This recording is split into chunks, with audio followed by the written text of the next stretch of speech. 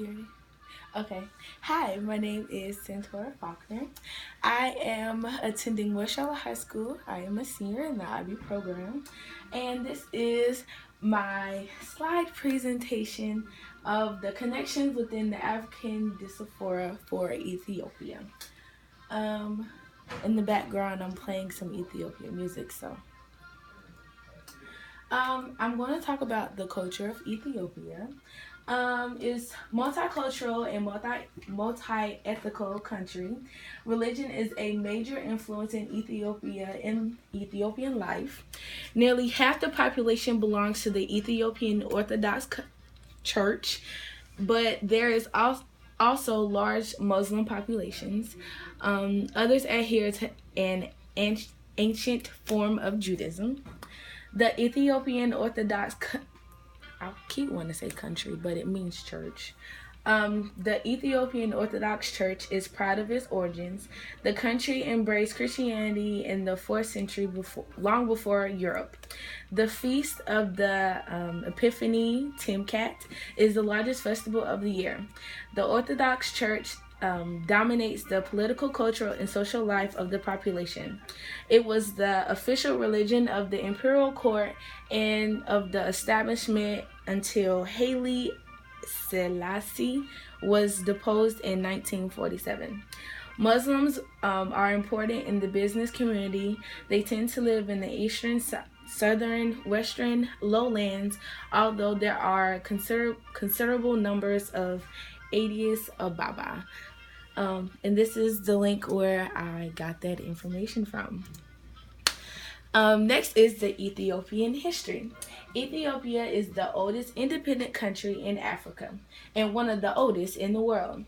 We are believed to be the oldest remains, excuse me, what are believed to be the oldest remains of a human ancestor ever found, which have been dated as being some 5 million years old, were discovered in the Awash Valley in Ethiopia. This beats the discovery of Lucy, a 3.2 million year old skeleton who was unearthed in the same area in 1947. And I have a video of the history of Ethiopia, and it's right here. When Ethiopia's kingdom came to an end. In February 1974, the Ethiopian military rose up in revolt. By September, they deposed the Emperor Haile Selassie. It was a coup that brought to an end one of the world's oldest continuous kingdoms. Gave it its first written constitution.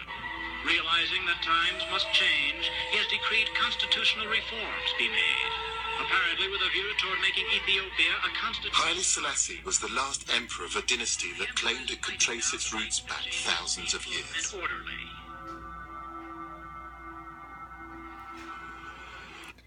And that's the end of that video, just to conclude some history of Ethiopia. Next is Ethiopian music. Okay, so I've learned that Ethiopia has, like, since it's multicultural, it blends in with a lot of the actual, what is it called? Like the character traits of the actual Ethiopian people. So I'm going to play some music. Her name is Dina Athien Dagachu.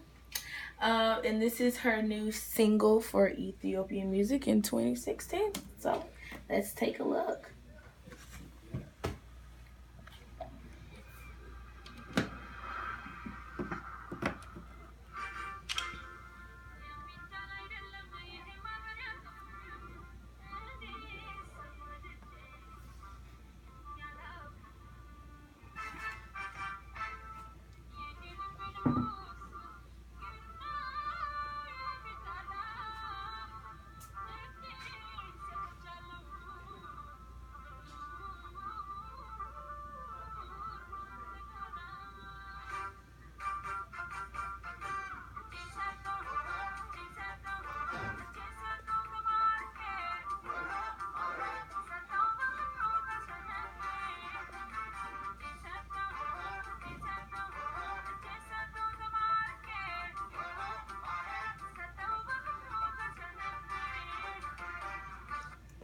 And that's a little bit of Ethiopian music.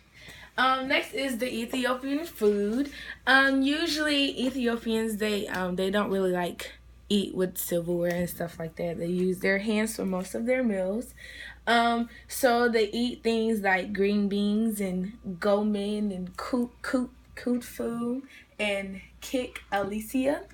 And they also eat salad and cabbage. Most things are they usually use like flour to make their bread, and they use like in the U.S. we call them tortillas, but they call them in Nigeria.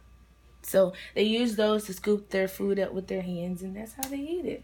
And then they also have this drink over here. I forgot what the name was, but I will let you know in further notice. It's pretty much to cleanse out your system after you finish eating, so that like it doesn't take a long process for it to come out. So it's kind of like a detox. Well, we call it detox, but they call it something else in Ethiopia. Next is the economy for Ethiopia. It's largely based on agriculture, which accounts for 46.6% of the gross domestic product and 85% of the total employment. Ethiopia has one of the fastest growing economies in the world and is Africa's second most populous country. Populous. And now, a part of the project, you had to read a book, and the book had to be based upon the African country that you chose. So I chose Beneath the Lion's Gaze by Manza Mengesti. And this is the summary of the book. She says that this memorable, heartbreaking story opens in Addis Ababa, Ethiopia, 1974, on the eve of revolution. Anyas, a weary college professor, kneels to his mother's prayer room, pleading to his God for an ending to the violence that has wrecked his family and country. His father, Hailui, a prominent doctor, has been ordered to report to jail after helping a victim of state sanctuary fortune to die. So basically, the book was about a guy that prayed to his gods to save his family from the violence and the hurt and the sorrow and the pain that his family has been through. And then the book also talks about how he lost a couple of family members on the way, and how his dad ended up in jail for a really long time. So it kind of hurt the family, because in a lot of African cultures, the male is always the one to provide. And, since the father was in jail, they were kind of struggling a little bit. So it all came to the end when, they all just had to realize that if they were going to move on, then they were just going to have to move on without his dad, pretty much. And then I had to write a literary analysis about Beneath the Lion's Gaze, and that's what that is.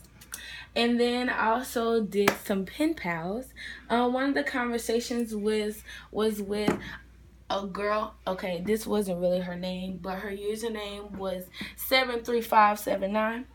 And we pretty much talked about how she wanted to know more about the U.S. and I wanted to know more about Ethiopia. And it wasn't really like something that was like informational, like certain and exact information of Ethiopia. But she pretty much gave me a gist of how they pretty much do the same thing that we do. It's just that we're just in two different locations. And to conclude this presentation, this is my website that I made for Ethiopia.